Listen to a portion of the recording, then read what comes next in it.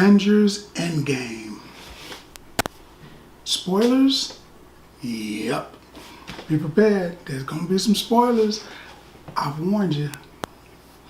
Avengers EndGame, starring all of Hollywood. They pretty much took Hollywood A-list, B and C list, and just dumped it in the movie. Everybody got a role, man.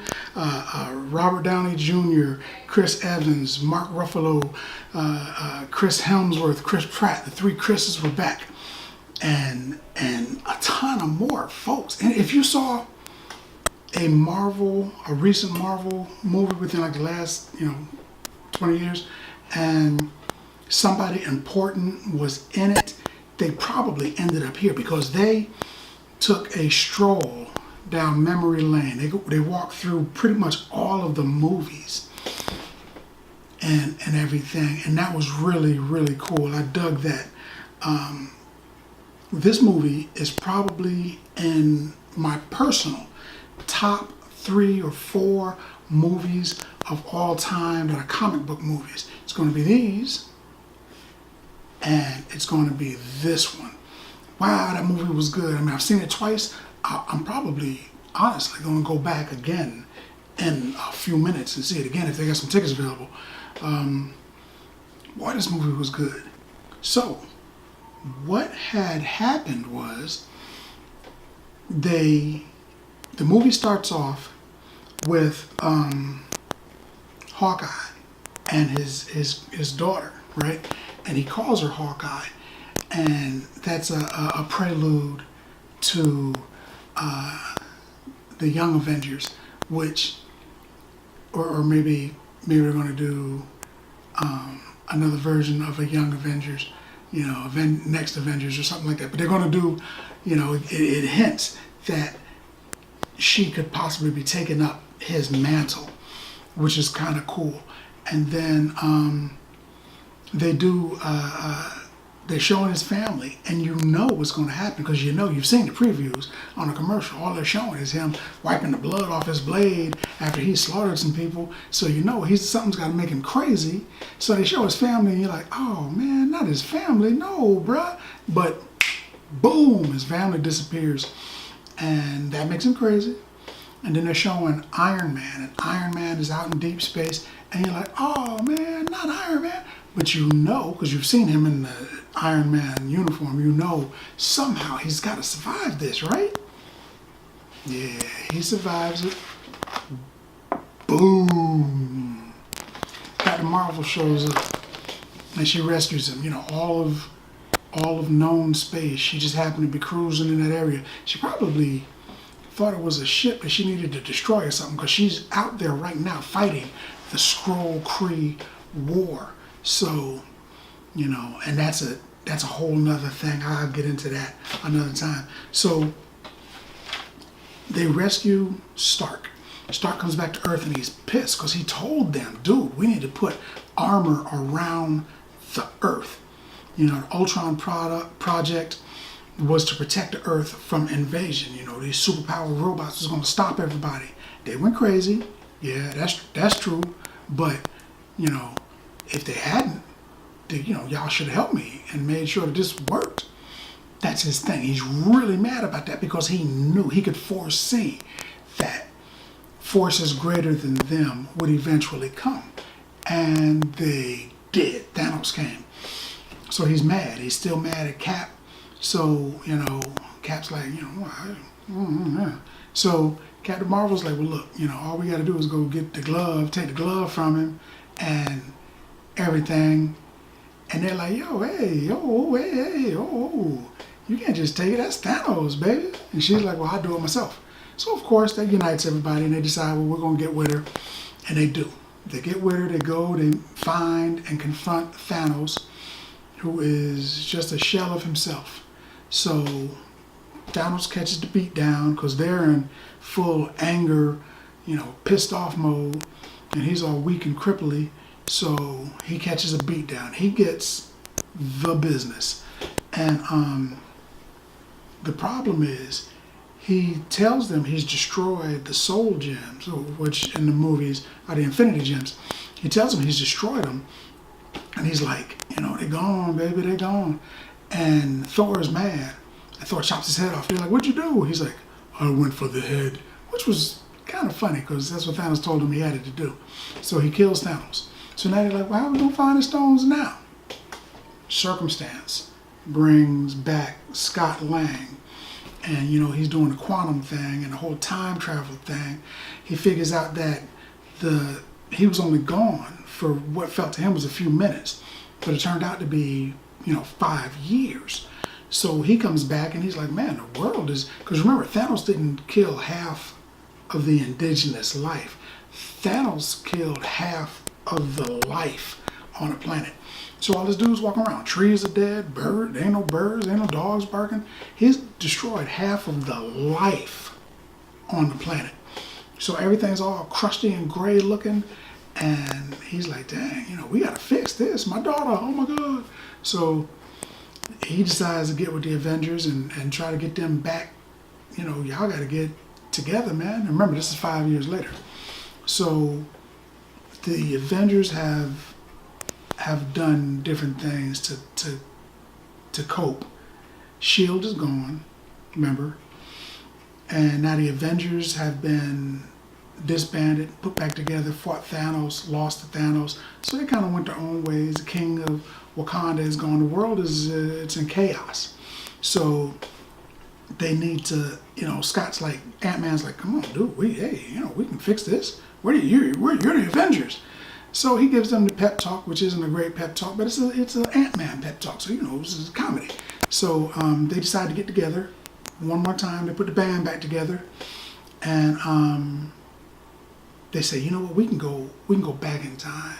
We can use that quantum thing you got there, man. Go back in time, and then we can fix it. We can fix everything back in time. So they figure out all the do's and the don'ts. They throw in all of the time traveling movies, all of the analogies from each movie. They bring those up, and they're like, nah, it's different. So they got to go back in time. So this is what the movie is basically about. You got to go back in time. You got to get the stones before Thanos, because once he gets them, it's pretty much over. It's a wrap. So you got to get the stones before Thanos. You can't go back and fight him again. You're losing again. You got to go back and get the stones before him. So they're like, okay, and then you got to bring the stones to our time, snap everybody back, then put the stones back where you found them. So that's it. It's cosmic heist. Because it's a time heist. Like Ant-Man said, it's a time heist. So, he's a thief. So this is his bag. This is his gig. So they decide to do that. And they find out that when they want to get the stones from New York, because now that you know that Doctor Strange exists, you're like, well, what happened to all of the sorcerers? They were there, but remember, they're incognito. They don't let the world know about them. So they're fighting the aliens or whatever. They're defending the Earth, but they're invisible-ish while they're fighting. But the Hulk knows where to go. He goes there, and the Hulk is after one stone. Hawkeye and Nebula go after another stone. They end up seeing Quill. They go to it because they're bouncing through the movies, the previous movies, to get these stones. Because the stones were in the movies. They were the basis of this timeline. So they see him, and we get an idea of what was really happening when he was singing into the lizard, come and get your love. When he was doing all of that stuff, well, he can't sing. And what we heard as the audience was the group singing the song, and he's mouthing it. But they're there watching him, waiting for him to get out of the way so they can go get the stone. And he can't sing at all. And it was hilarious because he just knew he was, hey, he just knew he was getting down, and he was not. But it leads up, do they get the stones? Can they do all of this without Thanos knowing? Because he's actively looking for the stones at this time. That's what the whole Marvel Universe was about. He's trying to get these stones. So do they get them before him? Does he find out? He does. So that's another basis of the movie. He knows that they get the stones. He realizes that they end him. So he wants to get the stones, and he doesn't want to just, it's just the Avengers, whatever. He wants to like annihilate them. So he's coming full on Thanos this time. He's much more of a Thanos this time around.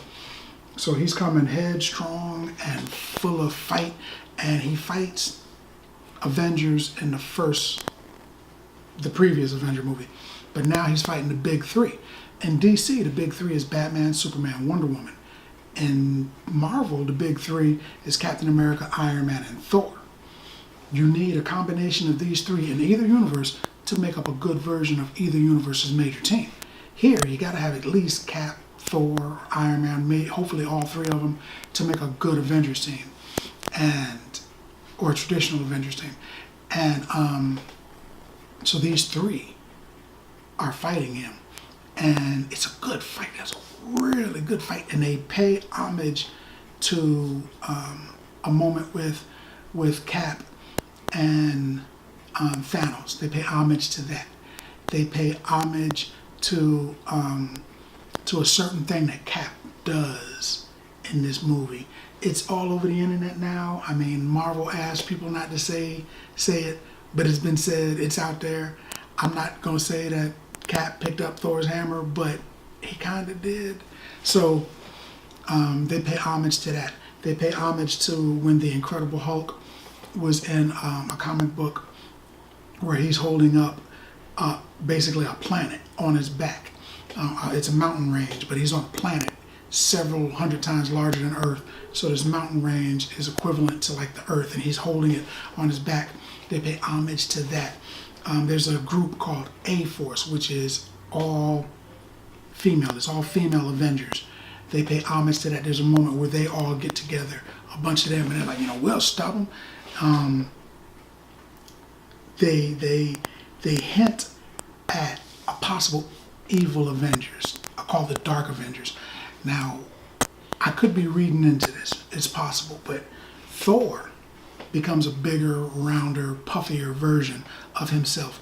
And the only time that I've seen Thor, that I can remember right off the top of my head, as a bigger, rounder, thicker version of Thor, was when Odin dies, which has happened, and he inherits the Odin power, which hasn't happened yet, but it probably will. Odin passes his power on to his successor. Him and Loki are kind of cool, and they were, and he starts doing things to try to help the Avengers and the Earth and everything, and it snowballs into him becoming a villain. He doesn't even really consider himself a villain. He's just like, someone's got to protect the Earth. So he wants to protect the Earth, and he figures the best way to do it is to keep everybody under his fist. And that way they're like his children. He's protecting them. So he rules Earth. That might not be what they're going for, but it kind of looked like it. Then with Captain America, there's a thing where he was evil in the comic books, and he says something which made the internet and the comic book world explode. Cap gives a Hail Hydra, and something like that happens in the movie, and I'm like, oh, is this a hint? Are they pointing towards that? And I'm thinking, so all of these different things happen that make me think about when different Avengers were not really the best of guys. They were kind of bad guys, and I'm thinking maybe they're hinting that because S.H.I.E.L.D. is gone. In the comics, the evil Avengers came about because S.H.I.E.L.D. was gone. A bunch of things. It's similar. And they come up with a group called Hammer that takes the place of S.H.I.E.L.D. S.H.I.E.L.D., Hammer. In space, they got this thing called Sword, S.H.I.E.L.D., Hammer, and Sword. So Hammer is an evil version of S.H.I.E.L.D. And then you got the Dark Avengers, which are a bunch of super villains who become the Avengers. Maybe they're heading towards that. I got the feeling, might not be, but I think so. If it happens, you heard it here first. Also, they hint about their aquatic superhero called Namor, Prince Namor, Imperial Rex. And he, because they talk about quakes underwater, under Africa. And I'm thinking, well, you're talking about underwater stuff. It's got to be Namor. Why'd the Earth suddenly shake in a particular spot? Because Namor's down there tripping for one reason or another. Namor is Marvel's Aquaman. but he's physically more powerful than Aquaman. So that would be good. I'd like to see him get brought into the movies. And another thing, there is no Easter egg. I stayed till the end. There's no Easter egg.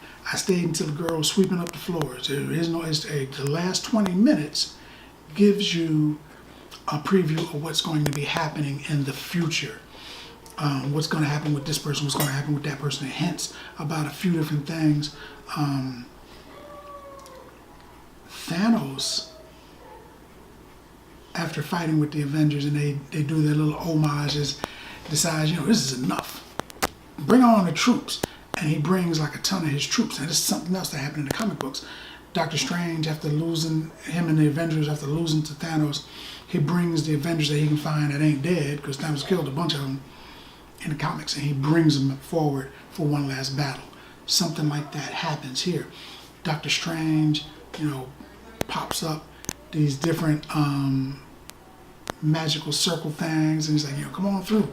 And he's bringing a bunch of people back to fight Thanos, and that's like the major fight. Think about the airport battle, right, with the Avengers fighting each other. Think about that times like 100. It was something like that. Two large armies of superpower entities go towards each other. All your favorite characters are there. It's just, it was a good fight. They gave a little bit of time to everybody to show off their thing, and it starts off with like Cap, Thor, and Iron Man, thinking to themselves, we can't beat this dude. He's better than the three of us. And then you hear Falcon go, on your left, on your right. So I'm like, was that the Falcon? And then dun dun dun dun dun dun dun dun dun. You hear the music, and he flies overhead, and you realize they're coming. And then you see, the Black Panther walk out, and I'm like, oh. People in the audience stood up and started clapping. I'm pretty sure a woman next to me fainted. It was epic. It was epic. I'm gonna go see this movie again today, I think. I'm gonna go see this movie again today. It was a good movie. It was well thought out. And one of the reasons that I liked the movie so much is because it was a good story. It wasn't just, let's have everybody fight and make another movie, have everybody fight, and then later on we'll explain, in retrospect why they were fighting. It was thought out in advance. It was like they said, look, we're going to make a good movie, then we'll connect it. We'll make a good movie, then we'll connect it. And they were all good movies. And this was the perfect ending. This was the perfect apex for the Marvel Cinematic Universe. I'm curious of what they're going to do next. They got, in my opinion, if they don't do like the Dark Avengers, which they could also stick that in there. If they don't do specifically Dark Avengers, they could do Secret Invasion, because they've already introduced the Skrull, and the Skrull invade Earth. They changed themselves to look like other people. Don't get confused by the movie. The Skrulls are bad guys. They come to Earth and they take over like the president and leader of S.H.I.E.L.D. and different people that are in power, and they take them, get rid of them and take their place. So they are, without really having a battle, ruling the Earth. The Avengers find out, and they got to get rid of them. They could go with that. They could go with the Kree Skrull War, which is the war that Captain Marvel is fighting now. And she comes to Earth, and one of the things she said, and I think she said it twice, was, I'm up there because, unfortunately, there's no Avengers up there. There's no you there. It's just me. So I'm thinking, is she telling them that she needs some help? Maybe she's telling them she needs some help. And Captain America, and they're like, hey, we like a fight, so they're probably gonna end up going up there. And that was a big event in the comic books also. And something else that might have slipped past a lot of people's, peripheral was, there's a moment where they're all, hologramming it and talking to each other, and the Black Widow was like coordinating different things that are happening in space and on Earth and whatever. And when everybody's leaving, Captain Marvel kind of looks at, War Machine, is like, you be careful out there. And she gives him them sex me eyes, them sex me eyes. And he's like, Okay. And he hits her back with it. And in comic books, they were dating. I don't even know if you want to call it dating, because they were together. You know what I mean? They were together. And so I'm thinking, are they hinting about that? Was that just a little hint and they're going to leave it alone, or are they going to build on that? I'm curious. I'm curious as to what's going to happen with that. But they definitely did it.